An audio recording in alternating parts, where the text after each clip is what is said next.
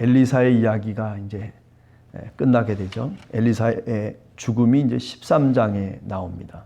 지금 11장에서부터 7장까지가 대체적으로 북쪽과 남쪽의 이스라엘과 유다 이 두 나라의 왕들이 이제 소개되고 있는, 그러면서 17장에서 이제 결국 이스라엘 북쪽이 이제 나라가 멸망하게 되죠. 그래서 호세아 7년에 아수르의 침략을 받고 살만 에셀이라고 하는 그 아수르 왕에게 침공을 받고 사마리아를 3년 동안 포위한 다음에 결국 함락을 시켜서, 그래서 사마리아 성에 있었던 주민들을 포로로 삼아서 저 고산 강가에다가 떨어뜨리죠. 그래서 노예 생활을 하게 하고, 그래서 곳곳에 다 말하자면 이주를 시킵니다. 그래서 할라, 하볼, 또 메대 사람의 어떤 성읍들 이렇게 다 나누어 가지고, 그래서 그들이 이제 결국 노예 생활을 하게 된다라고 하는 거죠. 18장 10절에서부터 12절에 보면 그런 그 이스라엘의 그 멸망의 그 장면들을 아주 간략하게 요약해 놓고 있습니다. 그 답이 뭐냐면 첫 번째는 12절에 나오는 내용들이죠. 하나님의 말씀에 불순종했다라고 하는 겁니다. 그 다음에 두 번째는 하나님과의 언약, 그리고 모세에게 명령한 그 명령을 듣지 아니하고 거부하고, 그리고 하나님을 반역했기 때문이다. 그게 12절에 나오는 간략한 답이에요. 그러니까 여기서 우리가 알 수 있는 것은 신명기적인 역사관을 갖고서 이 열왕기서를 쓰고 있는 역사가들은 가장 가치 있는 역사의 어떤 의미를 뭐라고 생각하냐면 하나님의 말씀에 순종하는 것을 의미해요. 그러면 하나님께서 책임져 주시고 하나님의 말씀에 순종하면 우리 인간이 계획하고 이끌어가는 그 역사보다 훨씬 더 선하고 그리고 훨씬 더 의미 있는 역사를 살게 된다 하는 것을 말하고 있는 거죠. 또 뿐만 아니라 하나님과 그리고 이스라엘 간에 세웠던 언약을 기억하면서, 우리가 잘 알죠. 믿음의 조상들을 우리가 생각해 보면 아브라함이 그죠, 하나님과 언약을 맺고 베델에서 언약을 맺고 야곱이 언약을 맺고 뭐 이렇게 믿음의 조상들과의 언약, 또 모세와의 언약, 세겜에서의 언약은 다윗 왕과의 언약이라든지, 너희들이 만약에 내 말에 청종하고 그리고 내가 말한 그 명령을 쫓는다면, 그렇다면 내가 너희의 나라를 견고하게 하고 그리고 그 왕위를 영원토록 존속하게 하겠다.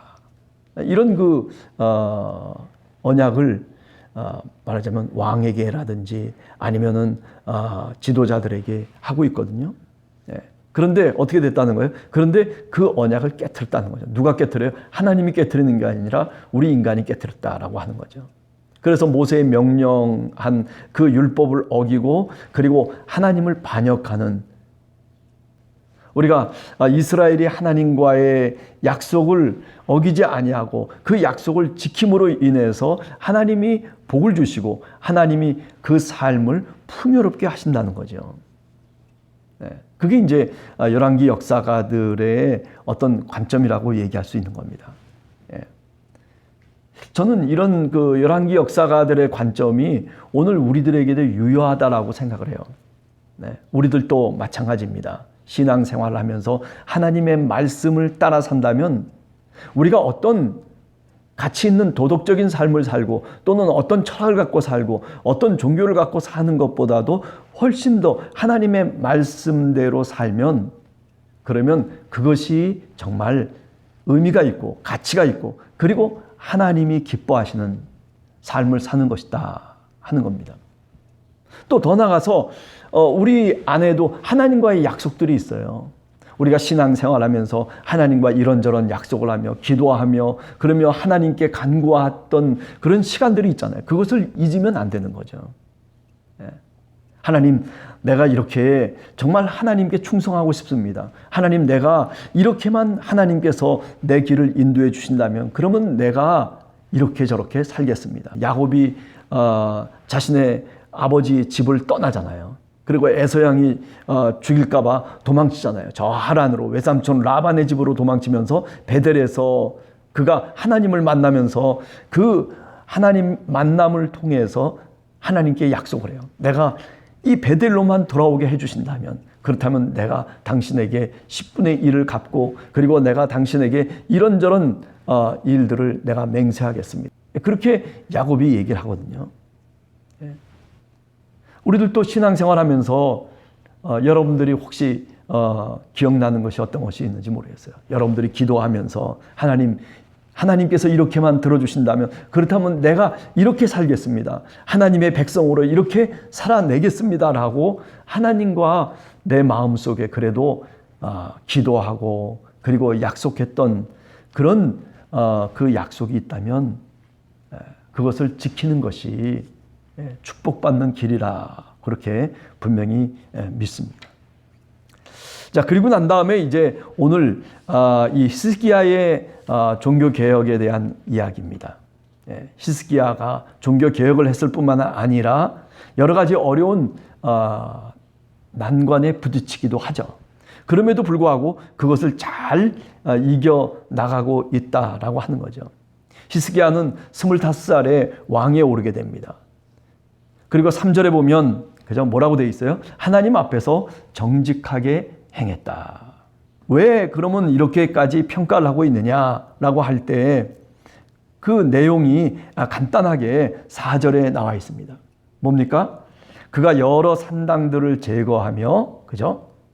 이방신을 섬기고 그리고 미신을 섬기고 곳곳에서 나름대로 샤머니즘 또는 뭐 애니미즘, 그 옛날에 그렇게 많은 것들을 섬겼던 그 산당, 그죠? 그것을 완전히 제거했다는 거죠. 그리고 주상을 깨뜨렸다. 그래서 뭐 이런저런 뭐 우상들을 다 히스기야가 다 깨뜨려 버린 거죠. 아세라 목상도 찍어버리고, 그리고 모세의 놋뱀, 우리가 민수기에서 그 모세가 그저 놋뱀을 이렇게 높이 장대에다 달아가지고 그 놋뱀을 보는 사람마다 다 뱀에게 물렸을 때 그때 살아났는 그런 어떤 기적이 있었잖아요. 그 모세의 놋뱀이다라고 해가지고 그 이스라엘 백성들이 그거를 말하자면 우상화한 거죠.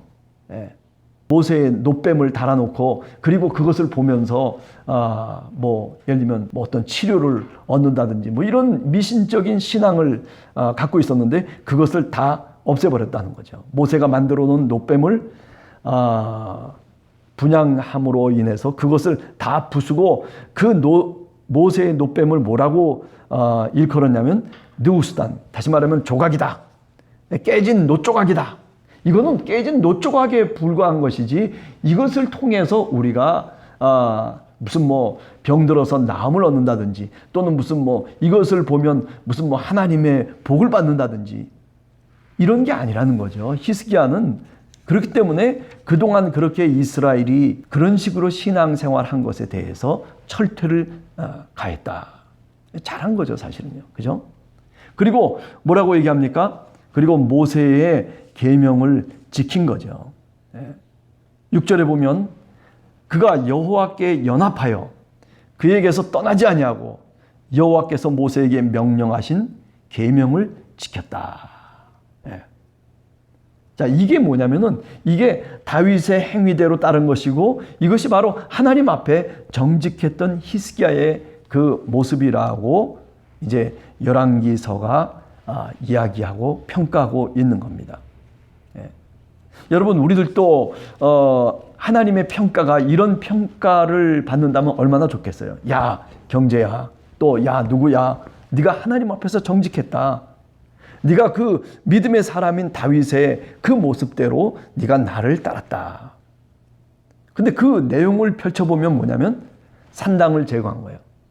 여러분, 우리가 인생의 길을 가면서 우리도 수많은 산당을 들락날락거리면서 살아가고 있어요. 오늘날도, 그죠?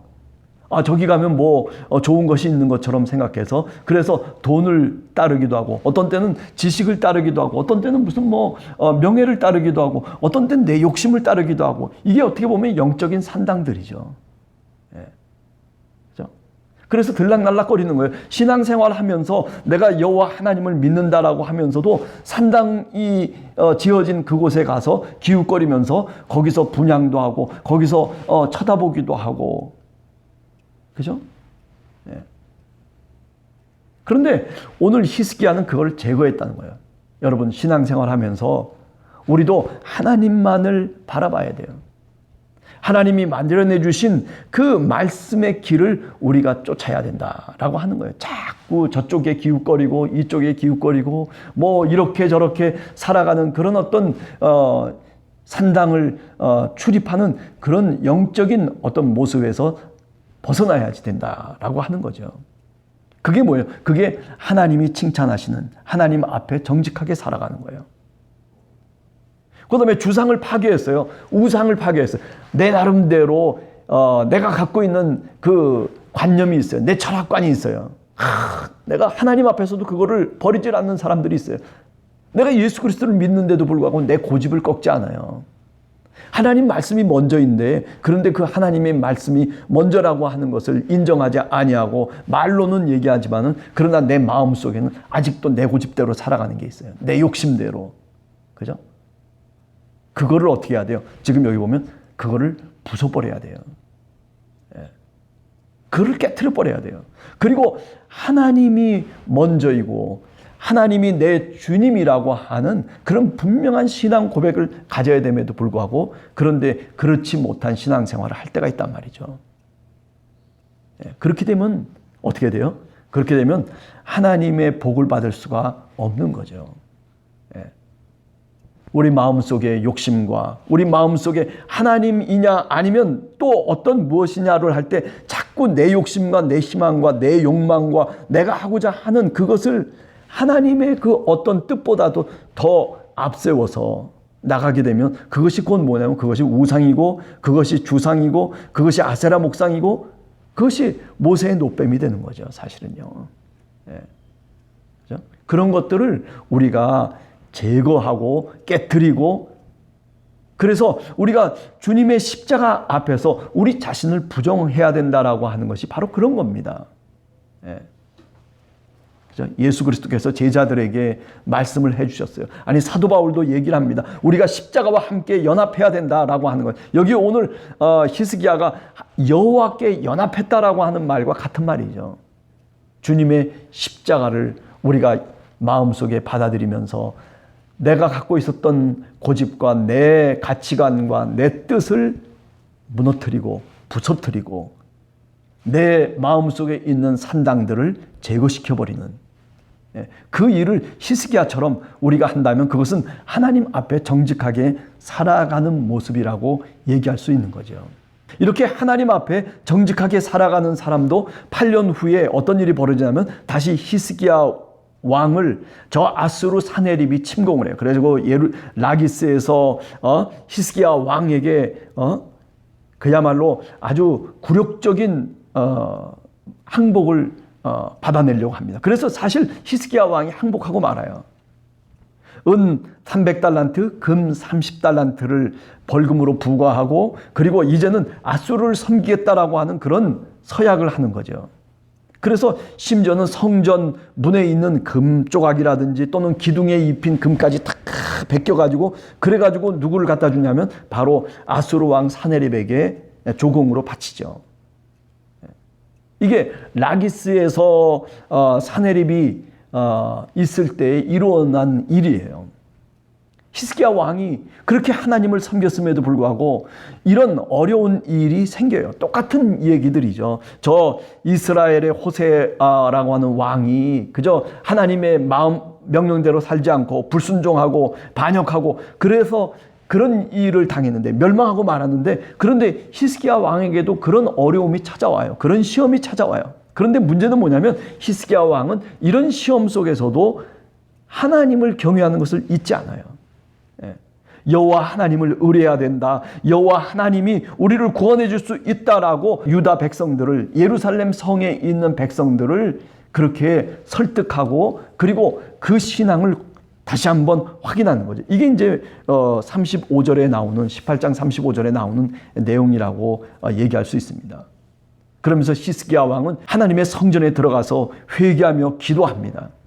하나님께 기도하는 내용이 19장 14절에서 19절에 나오는데, 천지의 주제이신 아버지 하나님, 저 이방인들, 저 아수르 왕이 정말 비방하는 소리를 주님께서 지금도 들으십니까?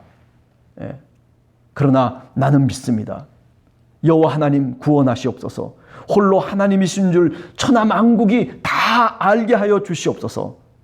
이런 기도를 누가 하냐면은 바로 히스기야 왕이 그렇게 어려운 환경 속에서, 전쟁의 싸움 속에서 지금 죽느냐 사느냐라고 하는, 이제 풍전등화와 같은 그런 역사의 그 수레바퀴 속에서 히스기야 왕이 이렇게 하나님을 고백해요. 그러면서 얘기합니다.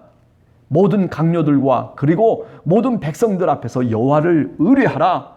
여호와가 너희를 구원할 것이다 라고, 그렇게 누가 고백하는 거예요? 히스기야 왕이 신앙으로 고백하고 있는 것. 그렇기 때문에 어떻게 돼요? 나중에 보니까 예상치 못하게 히스기야 왕이 싸워가지고 그를 물리친 것이 아니라 이사야 선지자가 나와가지고, 그래서 이사야 선지자가 예언을 하죠. 절대 두려워하지 말아라. 다시 랍사게라든지 또는 저 사네립이 이제 본국으로 금방 돌아가게 될 것이다.